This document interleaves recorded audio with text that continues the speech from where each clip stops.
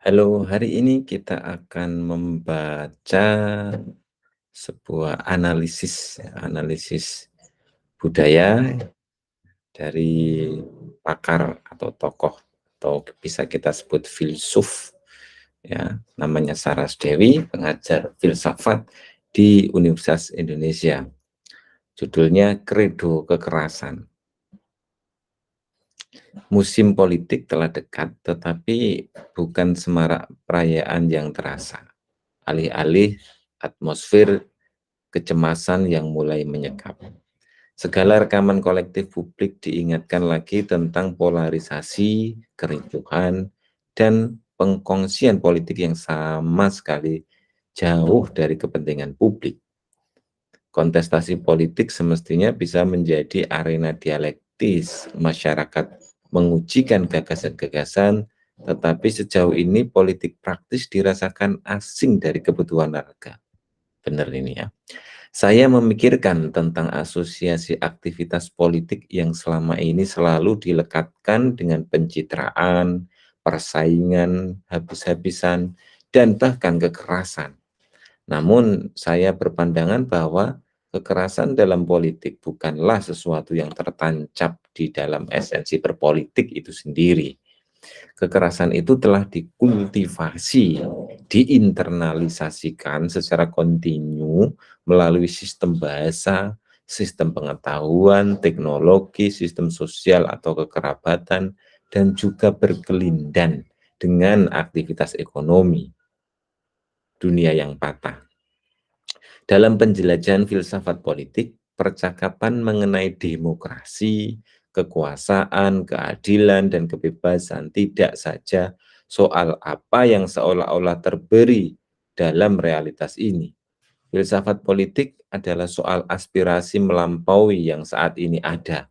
Filsafat politik dalam hal ini tidak melulu kajian teori politik saja, tetapi juga pembicaraan reflektif tentang apa yang kita lihat sehari-hari, termasuk ketidakpuasan kita dan pertanyaan-pertanyaan kritis menyoal asumsi dan landasan dari aksi politik yang tengah berlangsung. Tempo hari saya berdiskusi dengan para mahasiswa di kelas mengenai politik selepas ujian hebat seperti pandemi. Belum lagi menghadapi ancaman perubahan iklim. Apakah artinya politik di dunia yang porak-poranda?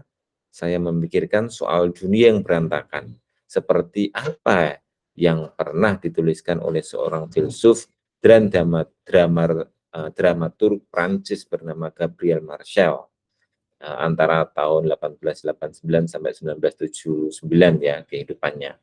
Konsep dunia yang rusak atau Le Monde Cassé. Nah, itu saya baca ini aja secara Indonesia. Adalah ya, bersambung ke halaman 15.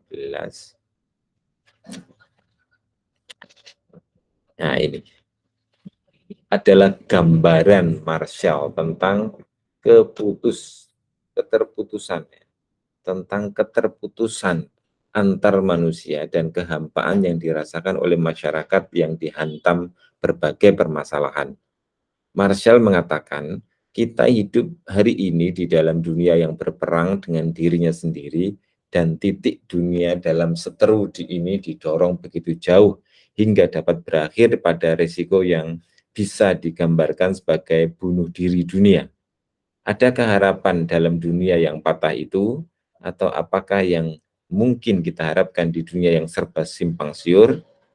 Ketika saya melihat tayangan di layar setiap hari menyiarkan tentang kebencian karena perbedaan, atau kesombongan mereka yang memiliki kekuasaan, perundungan terhadap yang tak berdaya, apa yang dapat diharapkan dari dunia semacam ini? Andai kita ingin melihat perspektif politik menggunakan pendekatan etis dari Marshall, kita akan mengupayakan sikap yang disebut oleh Marshall sebagai disponibility, yang saya terjemahkan sebagai ketersediaan diri, availability. Maksudnya adalah melihat relasi yang terpecah belah bukan berarti menyerah pada kondisi itu, melainkan membuka diri secara keseluruhan agar terbina kesungguhan dalam berdialog. Politik juga adalah cara-cara berbagi ruang hidup, dan kesediaan untuk belajar dari keberagaman pengalaman hidup orang lain. Agonisme humanis. Saya ingin melanjutkan esai ini dengan mengangkat seorang perempuan pemikir filsafat politik. Masih dalam semangat peringatan Hari Perempuan Internasional, saya ingin membicarakan tentang gagasan dari Bonnie Honig tahun 1959, khususnya soal bagaimana menjaga harapan akan kehidupan berdemokrasi di hadapan tekanan kekerasan dan represi. Ia sangat terinspirasi oleh sosok Antigon, figur perempuan dalam mitologi Yunani yang juga menjadi salah satu tokoh penting dalam karya drama yang digubah oleh Sophocles. Ya.